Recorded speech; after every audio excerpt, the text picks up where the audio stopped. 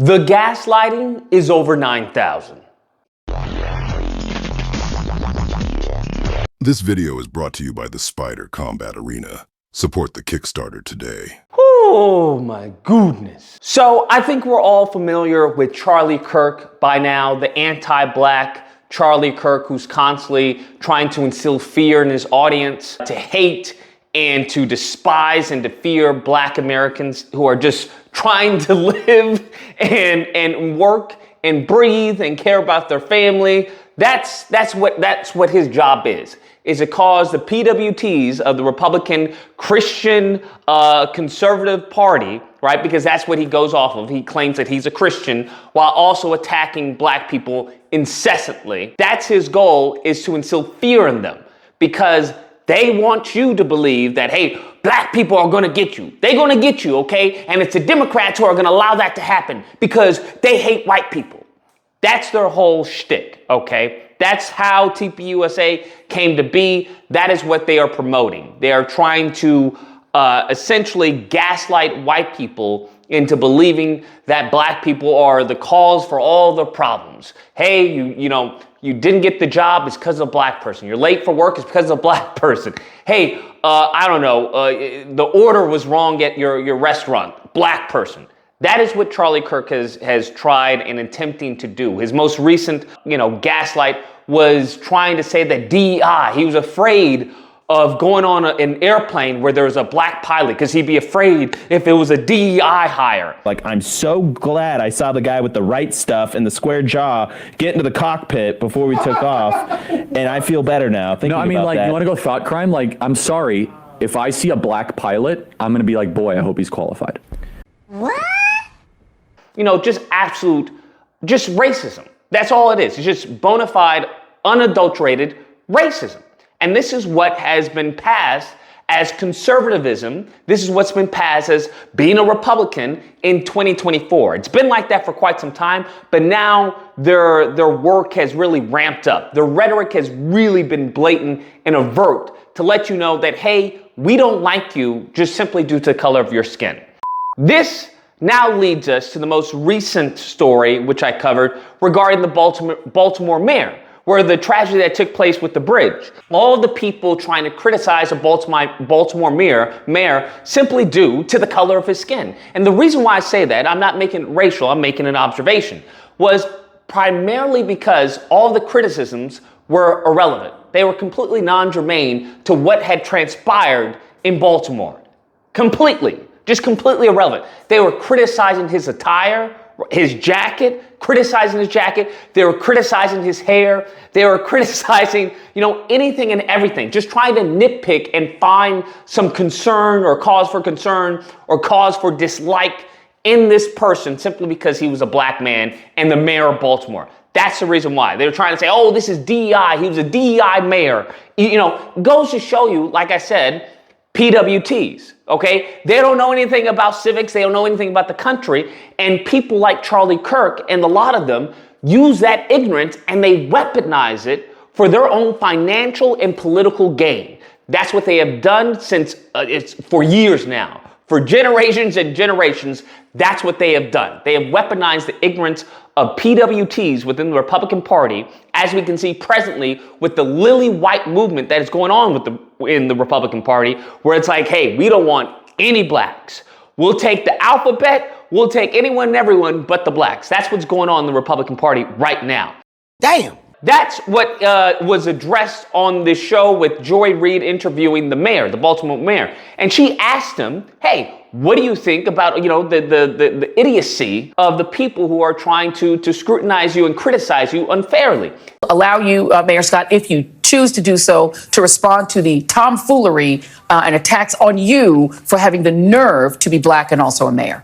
And he simply just calls it what it is, which is, hey, it's essentially, I'm going to paraphrase it in my words, and that's something that I've always said, which is inferiority. There is a certain inferiority that many of these people have about black men, about black people in general, and they project that inferiority onto the group, even though that your projection is just really a mirror of what you feel about yourself. he addresses it by saying, hey, they've always feared, black men in this country. The reason why they say DEI or CRT and things like that is because they're too cowardly to call you the N-word. I know, and we all know, and you know very well, that black men and young black men in particular have been the boogeyman for those who are racist and think that only straight, wealthy white men should have a say in anything. Damn. We've been the boogeyman from them since the first day they brought us to this country. And what they mean by DEI, in my opinion, is duly elected incumbent. We know what they want to say, but they don't have the courage to say the N-word. And the fact that I don't believe in their untruthful and wrong ideology, and I am very proud of my heritage and who I am and where I come from, scares them. And that's very much true. Right? You see this time and time again where you have these people who will create these accounts, whether they're blackface accounts, where it's like, well, as a black person, well, actually, I agree as a black person. And they say all this stuff online, but when it comes to the real world, you can see what happens. They're constantly crying about, oh, look at the black or white crime. Oh, my God. It's going to show that they're cucks. That's what they are, as far as in the bedroom and outside the bedroom. That is what's happened to them. And they have no means of expression other than the online threads, the online forums that they have. Because in the real world, they're not who they want to be. They're not that alpha Chad. They don't have the family. They don't make the income. So it's a lot of these PWTs, as I say before, of the Republican Party who live vicariously through like a Charlie Kirk, through, a Tucker Carlson. And that's where that culminates in many of these online threads of them saying all a bunch of racist stuff. They live vicariously through like an Elon Musk, who has very much created a hotbed, a cesspool for anti-black racism that he promotes, that he willingly accepts. Because Elon Musk, I've covered him and the multitude of anti-black racial discrimination lawsuits that are facing him, and many of which he lost, mind you. He lost, okay? So you have to understand, just from inside looking out, how big this hatred is, how big this inferiority complex is with these people. Now, after him said what he said in addressing the question and the blatant hatred that was thrown at him, you have this hate-monger, saltine, demon, Charlie Kirk, try to gaslight everyone. It's easy to gaslight the PWTs because that's what happens when you accumulate a very low IQ audience. It's easy to gaslight them. You can say one thing on Wednesday and say another thing on Thursday, and they'll be like, oh, okay, duh. So he goes on and says, look at this. They're trying to make this a racial situation. Oh, it's horrible. This tragedy that happened, and they're trying to make it a racial issue.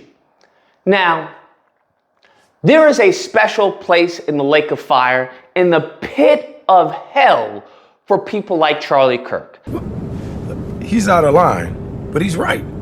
There is a special place. I hope you understand. Like a special place, like a VIP section of hell for people like Charlie Kirk, where the gnashing of teeth, the moaning, the groaning, absolutely, that's where they're going. Because to gaslight someone into to making them believe that you didn't say, that you haven't been promoting what you've been promoting, and what they're now addressing is wicked. And as I've said, a lineage of evil. That's what they come from. Not all, but many come from a lineage of evil. They come from their ancestors of the ancestors who were wicked, evil, vicious, vile, demonic, satanic people. And they have never had any therapy to address that. Just like when it comes to Dr. DeGroy's post-traumatic slave syndrome. Hey, there is some, as far as slave syndrome, post-traumatic slave syndrome, that many of us experience, that many of us have accepted as a norm, unfortunately, due to the trauma that has gone unaddressed. You have Charlie Kirk, who is constantly talking about DEI, constantly trying to fearmonger. Oh, we need to have a metric. We need to judge people based off of what the contents of their character and, whether or not they're qualified for the job. And anyone who has just a cursory understanding of history knows that that's never been the case for black people.